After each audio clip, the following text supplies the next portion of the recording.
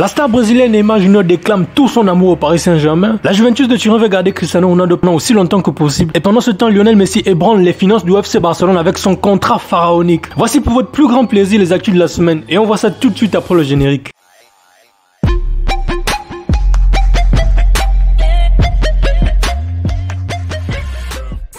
Salut à tous, on commence les actus en France où il est question de la prolongation du contrat de Neymar Junior. Neymar et le Paris Saint-Germain, c'est une histoire qui semble être partie pour durer. Quelques jours après avoir réitéré son envie de rester à Paris, sa prolongation serait bouclée. Selon les informations du journaliste Marcelo Bechler, au Brésil, la prolongation du contrat de Neymar Junior avec le club parisien pourrait être officialisée dans les tout prochains jours. Le numéro 10 et le club parisien seraient tombés d'accord pour une prolongation de bail du joueur pour 4 ans supplémentaires, alors que son contrat actuel devrait se terminer en juin 2022. Il s'agit là d'une grande nouvelle pour les Parisiens qui auront maintenant pour objectif de faire remplir l'autre superstar de son effectif, l'international français Kylian Mbappé. Après le Paris Saint-Germain, on passe à Marseille où c'est la crise totale. Il ne se passe pas un seul jour sans que l'Olympique de Marseille ne fasse les gros titres. Après les incidents qui ont éclaté à la commanderie durant le week-end et entraîné le report du match contre Rennes, l'Olympique de Marseille s'est montré actif dans les dernières heures du mercato hivernal avec l'arrivée d'Olivier Ntcham en provenance du Celtic Glasgow ou encore le départ de Nemanja Radonjic. Finalement, cette fin de marché de transfert hivernal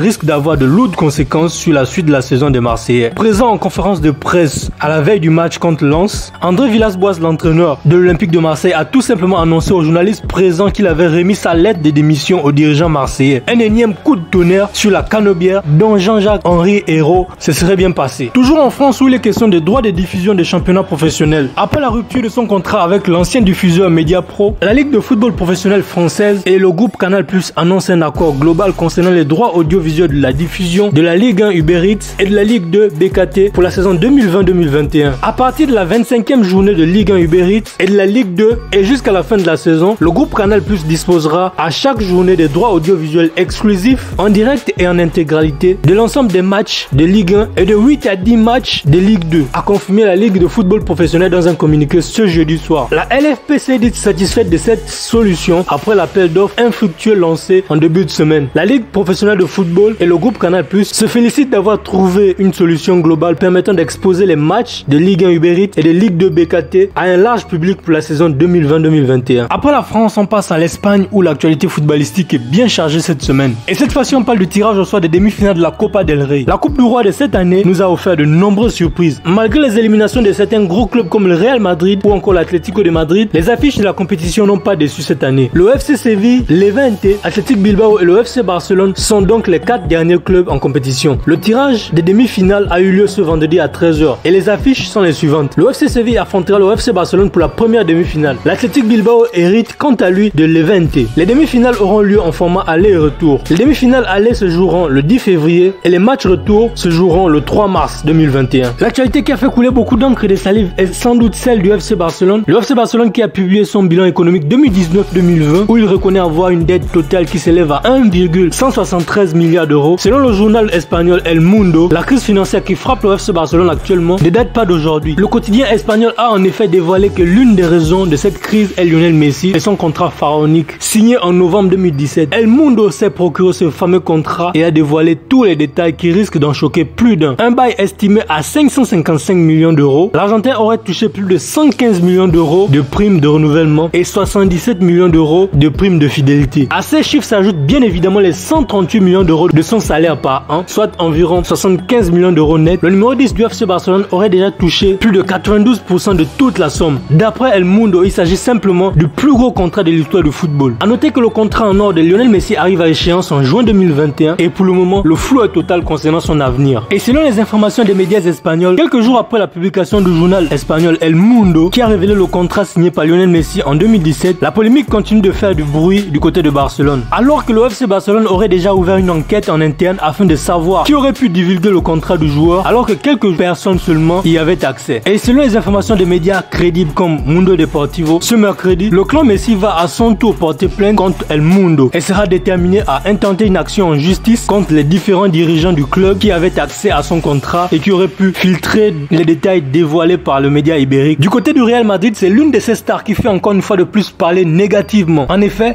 l'ailier belge Eden Hazard a encore contracté une nouvelle blessure blessure musculaire. Après de nouveaux examens, le Real Madrid a publié un communiqué médical dans lequel il confirme que le numéro 7 souffre d'une nouvelle lésion musculaire à la cuisse. Selon les premières estimations des médias espagnols, il pourrait être absent pour une durée de 4 à 6 semaines. Une absence qui remettrait en doute sa participation au 8e de finale du Real Madrid contre l'Atalanta Bergame en Ligue des Champions. Toujours dans le sillage de mauvaises nouvelles où c'est cette fois-ci l'Atlético de Madrid qui fait parler. L'Atlético de Madrid a publié un communiqué ce mercredi matin pour annoncer que son jeune international portugais João Félix a été testé positif à la Covid-19. Le joueur portugais est actuellement en isolement à son domicile et devra attendre de pouvoir fournir 2 tests négatifs pour retourner à l'entraînement avec ses coéquipiers. Après donc ce long focus espagnol, voyageons pour l'Angleterre où les nouvelles ne sont pas bonnes du côté de Liverpool, car son défenseur central Virgil van Dijk risque de ne plus jamais jouer cette saison. Victime d'une rupture des ligaments du genou droit au mois d'octobre, Virgil van Dijk pourrait ne plus rejouer cette saison avec Liverpool. C'est en tout cas ce qu'a affirmé son entraîneur Jürgen Klopp. Et comment terminer cette vidéo des actus de la semaine sans parler de la star portugaise Cristiano Ronaldo qui vit une très bonne saison affolant les statistiques comme à son habitude. La vieille dame souhaiterait donc prolonger son contrat. La Juventus serait intéressée par une prolongation du contrat de son quintuple ballon d'or Cristiano Ronaldo qui se termine en juin 2022 avec le même salaire, environ 30 millions d'euros par saison. Cristiano Ronaldo qui fête donc ses 36 ans à l'heure même où j'enregistre cette vidéo est de plus en plus intégré dans l'histoire de la Juventus de Turin et un exemple a été remarqué cette semaine dans le match contre l'Inter de Milan où après avoir été remplacé, il a été vu encourageant ses coéquipiers et applaudissant en donnant des ordres et des instructions aux acteurs sous la pelouse. Et voilà les gars, c'est tout pour aujourd'hui. Si vous avez aimé cette vidéo des actus de la semaine, n'hésitez pas de me le faire savoir en me lâchant un gros pouce en l'air et n'hésitez pas surtout de vous abonner si ce n'est pas encore fait pour ne pas manquer les prochaines vidéos. Quant à moi, je vous donne rendez-vous dans les tout prochains jours pour une nouvelle vidéo actualité.